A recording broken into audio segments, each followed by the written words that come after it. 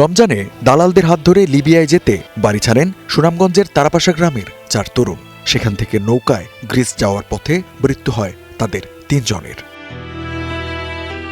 এর একজন আবু সরদারের ছেলে নুরুজ্জামান ময়না, আরও আছেন আব্দুল গনির ছেলে সাজিদুর রহমান ও ইসলাম উদ্দিনের ছেলে শাহানি হিয়া।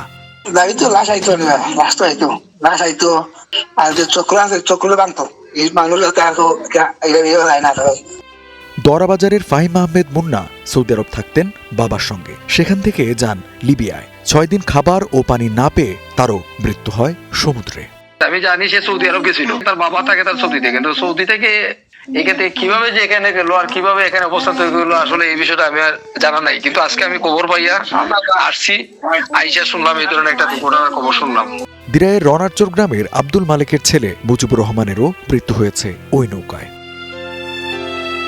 5+ স্টার রেটিং প্রাপ্ত দেশের সর্বোচ্চ বিদ্যুৎ সাশ্রয়ী ওয়ালটন এসি স্মার্ট কমফোর্ট এখন নেক্সট লেভেলে। এখনও সুনির্দিষ্ট তথ্য না পেলেও এই 5 মৃত্যুর খবর পেয়েছে পুলিশ। জানাচ্ছে এ সংখ্যা আরও বাড়তে পারে। আসলে অফিসিয়ালি ওরকম কিছু পাইনি, আমরা 4 জনের দিরাইয়ের কথা শুনতে পারছি, বিভিন্ন মাধ্যমে জানতে পারছি। এখন আমরা খোঁজ খবর নিচ্ছি আর কি। মৃত্যুর সংখ্যা আরো বাড়তে পারে।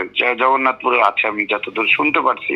লিবিয়া থেকে ইউরোপ যেতে সাগরে খাবার ও পানির অভাবে মৃত্যু হয় 22 অভিবাসন প্রত্যাশীর। এর মধ্যে 18 জনই Bangladeshi. Desk report, star news.